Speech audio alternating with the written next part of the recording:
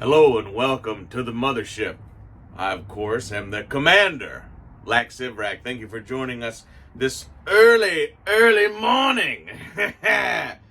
Today's episode is not brought to you by Copenhagen, as I have not been awake long enough to abuse my body like that. But this episode is brought to you by this motherfucking cup of coffee.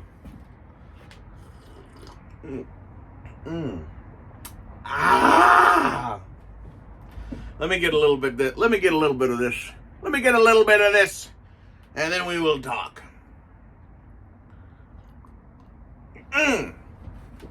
Wonderful. Thank you for joining us on this vintage card opening. Of course, the vintage action figure on card that we will be opening is the Brow. The Brow. Now look, this is... I don't know, this card's not that bad, but I'm going to open the motherfuckers. Now look, if you look around, the Brow is like probably the most expensive. It's probably the most expensive of the line that you can get. You know, obviously the blank, we're not counting the blank. There are two blanks, the blank. Shout out to Joneser and Big Bad Bill at Weird Wild Fantastic Toy Adventure. Big Bad Bill, I don't call you Wild Bill because that's what they call me back home. Wild Bill. So I can't call you Wild Bill, but I do call you Big Bad Bill. But yeah, shout out to you two gentlemen and Joneser. Well, you two gentlemen includes Joneser, my bad. But yeah, I was going to tell y'all just for the halibut. So there's a couple blanks on eBay right now. One is graded. I can't remember what the grade is, but it's high. It's like 9, maybe 8.7, 9.5. It's high. Opening bid $5,000. And then there is a blank on card, which looks pretty good. Opening bid $3,800. What the fuck, motherfucker? If I had $2,500, $3,000 to fucking spend on a goddamn toy, you know what I'd be buying? HasLab sail barge. Which, man, I still am pissed about that, goddamn. I can't believe I missed out on that. $500. Now, the best price I've seen is like $1,900 with whatever, $280 shipping. One of these days, motherfuckers, I'm gonna get that sumbitch because it's coat. It's coat. Oh, God, that coffee is fucking good. Anyway, today's episode is brought to you by that coffee. It's brought to you by this Filson Style 86 Wrangler or Packer jacket. I love this motherfucker. I've had this coat probably 12 years. This is the second Filson coat I've ever owned. The first one, it saved my life, and I still keep it, though. You can't, it's just, every time you look at it, it just keeps falling apart. But anyway, let's talk about the Brow. So the character, the Brow, is traditionally from the comics. He is a Nazi spy. That's kind of his thing. They gave a lot of that shit up in the modern era because they don't want to talk about Nazis or whatever, but fucking Pruneface, I believe, also was like a Nazi spy, but Nazi spies were a big deal. Whatever fucking town, I don't even remember what town Dick Tracy lived in.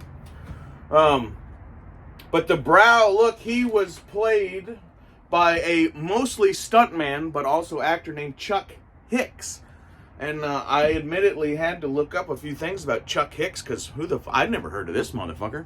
Chuck Hicks was born December 26, 1927, so happy almost birthday, but sadly died May 4th, 2021. So your birthday this year won't be that fucking happy.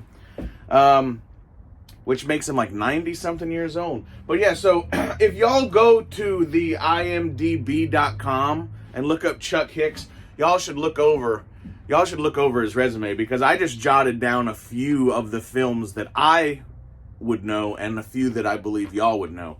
But this motherfucker, Mr. Hicks, has probably got the longest fucking resume I've ever seen on the IMDb website. It's quite fucking impressive, I must say. But he did play the Brow. I'll show you this package real quick, and then maybe we'll run through a few of these. Very cool. Dick Tracy, calling Dick Tracy, the Brow has this wrist radio bugged. And for Dino the Machino, here's your comic. I'll go panel to panel so you can look. Ba-bam. Ba-bam. Ba-bam. Okay. And then here's his, card, bio card. In the original comic, his name was Alfred. His name was not George Grissom. I don't know. Warren Beatty should change a lot of shit. Here's a little bit more information about him. And of course, everyone else on the card. Very lovely, very lovely. Excuse me. So yeah, very, very neat. I want to run through some of, because this Chuck Hicks guy was obviously a big fucking deal. All right. He is in almost everything that's ever been made, but I'm only going to read you off the 197. No, it's not that many. But look, he was in Gentlemen Prefer Blondes, 1953. The Caddy with Dean Martin and Jerry Lewis. I hope some of y'all know that movie. I hate Jerry Lewis. Jerry Lee Lewis was my biological father, but Jerry Lewis, yeah, I don't like that motherfucker. Dean Martin for life. Dig this. Chuck Hicks was in a film that I love, okay? It's called River of No Return, all right? Y'all should, 1954, River of No Return, starring Robert Mitchum, the greatest fucking badass motherfucker of all time, Robert Mitchum, and Marilyn Monroe. So, who doesn't want to fucking watch Marilyn Monroe in 1954? Y'all go check out River of No Return, Marilyn Monroe and Robert Mitchum. Excellent, excellent film. Excellent film. Chuck Hicks was also the attendant of the ambulance in Rebel Without a Cause. I believe he's the one standing while the other guy's kneeling there at the end when he dies. So check him out right there. Chuck Hicks, you'll know it's him because he's a big old burly looking motherfucker. That old boy looked like he could fight. Incidentally, Chuck Hicks did play for the LA Rams for a few years. And he was a pro boxer. I think he was pro. But he was a boxer for a while till he broke his hand. But you know, all them old boys, they did everything. They did everything. You know, real cowboys back then. That's how I always try to live my life. You don't want to do one thing for 40 years. You want to be a cowboy. You want to go over here and you want to go over there. You know, I did this for a while. I wildcatted in Texas. I done run the stairs up to Montana. I done it all. Seen everything. Done everything. That's how a man ought to be. So where were we? Oh yeah, okay, Rebel Without a Cause. I think he's the ambulance guy who's standing up. The one with the big fucking forearms and shit. Chuck Hicks was also Tony Blair in the 1958 year of Mickey Mouse Clubhouse. I have not seen that year of Mickey Mouse Clubhouse, so y'all check that out. He was in The Last Hurrah, 1958, which is a fairly famous Spencer Tracy movie. He was also in a few episodes of Yancey Derringer. That's definitely one of my favorite fucking TV shows from back in the day, Yancey Derringer. And Yancey Derringer, man, he had his loyal Indian, Pahu. We all need a Pahu, you know what I'm saying? So Chuck Hicks, he was in, and I'm going to name some of these off fairly quickly. So he was in Yancey Derringer, Wagon Train. He was in Merrill's Marauders, which is a fairly good film. He was also in the TV shows Maverick, Peter Gunn, Rawhide, Cheyenne, and The Twilight Zone. He was in the film PT 109. He was in the film Robin on the Seven Hoods. He was in Our Man Flint, which I don't know if y'all, I mean, I hope everybody has seen In Like Flint and Our Man Flint. Or is it Our Man Flint and In Like Flint? I can't remember which one was first. But anyway, James Coburn, I don't know why the fuck you're not watching that. I don't know why you haven't seen that. Also in the TV shows Big Valley, which I thought was a pretty good one. Man from U.N.C.L.E., which I know everybody fucking loves.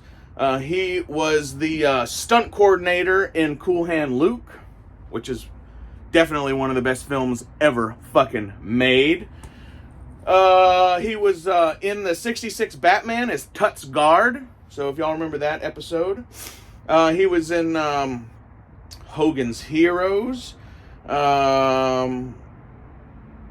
In Dirty Harry. If y'all remember when Dirty Harry crosses the street I think it's the beginning shootout.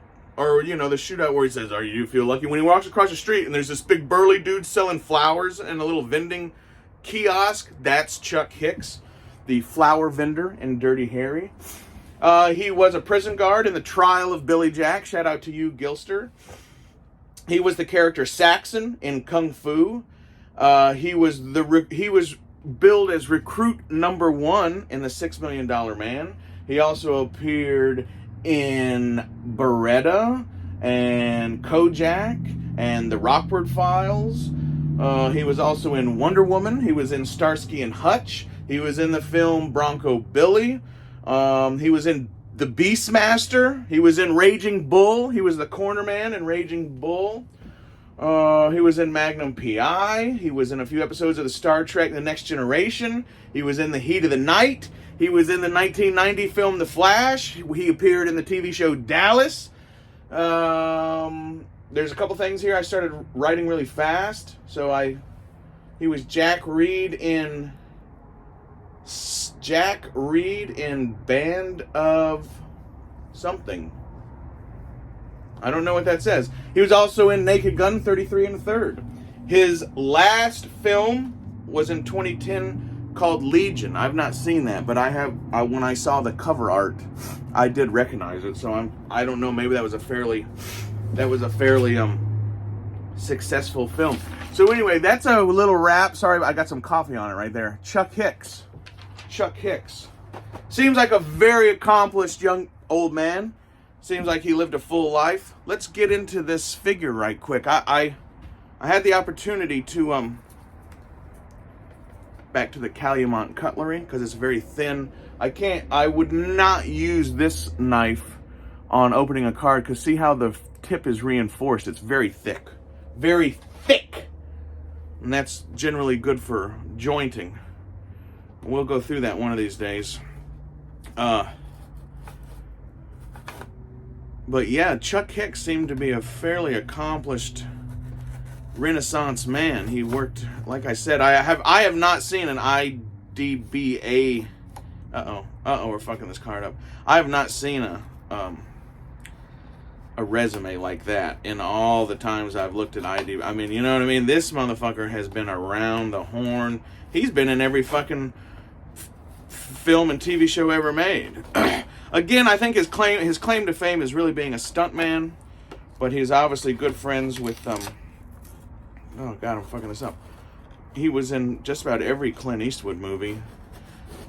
You know, the ones that Clint, you know, produced or helped out with. You know, the Bronco Billies and the Dirty Harrys, and where he had some pull. You know, not in the damn Sergio Leone. Okay, let's get this guy off this card. It's gonna be great. It's gonna be great. So I had the opportunity at my local store. They have a couple Dick Tracy's, and I traded a couple things. Some of them I won that I just don't collect. And I picked this now. Like I said, the brow. If you look, the brow is really expensive, man. This is like a real, but I got this at my local shop for like $20.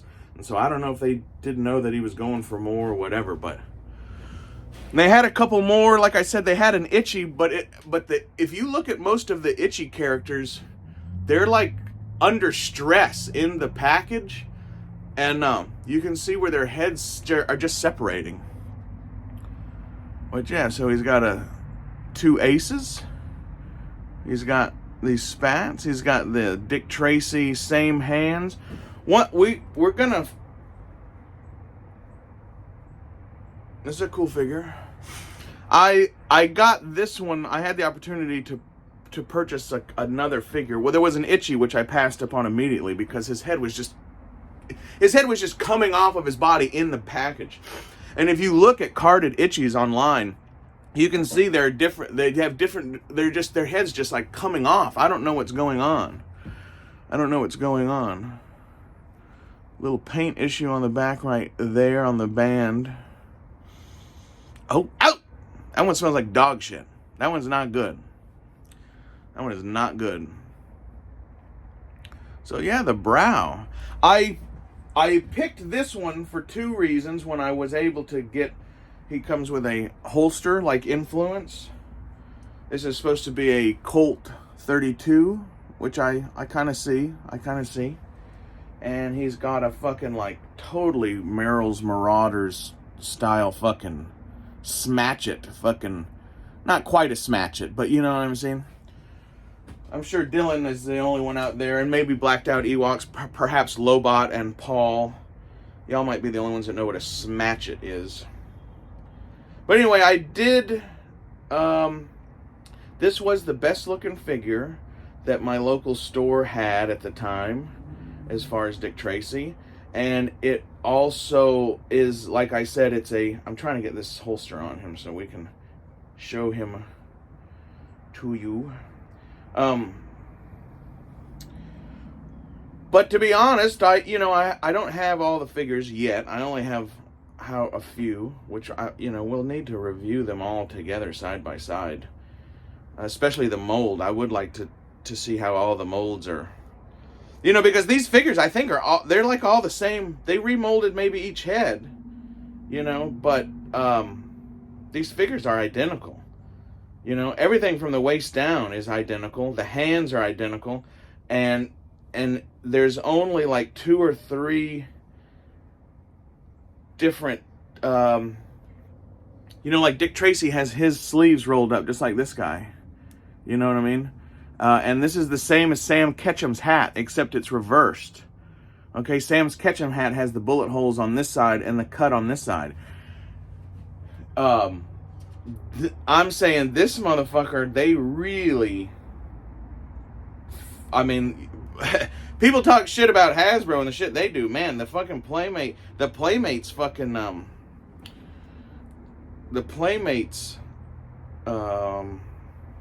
Dick Tracy is like, it's the same fucking character repainted, and it has a different head, basically. I'm gonna try not to break. See how his arm is separating? There's definitely something going on, because that's the same thing that Itchy's head does. And there's quite a few figures you can see in packages where it looks like they're just separating from themselves. Obviously it's probably due to contraction and expansion of, hold on, I gotta try to get this motherfucker's getting sticky too. Let me see if I can't get this hand open. Give it the old patented toy collector fucking, oh my God. I don't even know if this is gonna work. Get in data. I feel like I'm about to break it. Man, it would be terrible to break this. I do want to get this fucking knife in his hand, though. Oh, yeah. Oh, yeah. Got it. So dig this. Anyway, I was trying to say that I picked this character. I don't have all the figures yet. But this was a good price. There's none of the brow for sale online that's not fucking $50-$60, which I don't know. I guess he's rare, but like, hey, I just helped y'all out because I fucking opened one. But the reason I did pick this one over the other one is because this color I thought would display well with who I have. Because I have an Influence and a Shoulders and a Prune Face. And of course I have a Dick Tracy. I have another one on card, which I may not open, but we'll show you all that later. But I just thought Influence and Shoulders are both green, and then Prune Face is white and burgundy, and this guy's burgundy and white. So I just thought it would look good on the shelf. So that's why I picked this guy. But yeah, the brow. The brow, I don't understand. Oh, I guess because in the movie they were playing cards when they got waxed, but the brow, the original character of the brow is, I would say he's kind of like a character. He's like Influence and Shoulders, right? Because this guy was supposed to be really, really smart and very intellectual and all that kind of stuff, and could talk the talk. But he was also just at the end of the day, a big bad motherfucker. Of course, I'm talking about the original Brow from the Dick Tracy comics. But, you know, this was a fairly formidable bad guy, because he had it all. Very few of the original, they had brains and brawn. A lot of them were just big dumb guys, or they were really, really smart guys who weren't very strong. You know what I mean? But the Brow was definitely an amalgamation of all of those characters together, So the Brow, with his 32 and his knife, his very modern looking K-bar perch-bellied knife. And he has a holster-like influence. But yeah, I do like the paint job. It's very cool. Black and white tie. The tie is very nice. Goes in with the cards. These are visually nice figures, The playability for kids and everything were kind of shit. But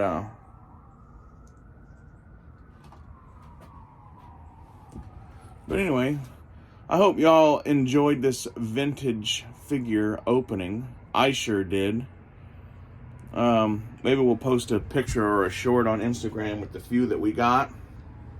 If y'all see any Dick Tracy's, cheap or whatever, let me know. I'll PayPal you a couple bucks. I sure would like to get them all. Y'all go check out the ridiculous prices of the two blanks that are on eBay. Now I have to say, I haven't seen a blank for sale almost ever. So the fact that there's two on there right now that's kind of crazy. That's kind of crazy, isn't it? Well, all right. Well, it's been fun, and we might do a couple more videos today if we can. I have some holsters that I would like to review for y'all, and there was something else too. I can't remember, but look for those possibly later today. This guy's getting stickier and stickier the more I touch him. That's kind of gross. But yeah, the Brow, played by the now deceased and apparently impressive badass Mr. Chuck Hicks. So right on. I hope everybody enjoyed that.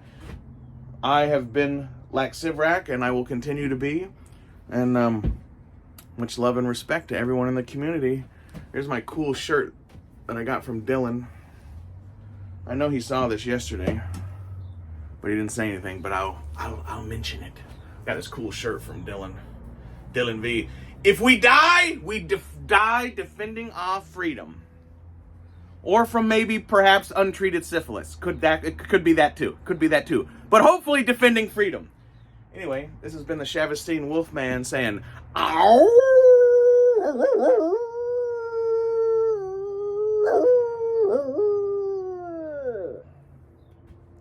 Who loves you, baby?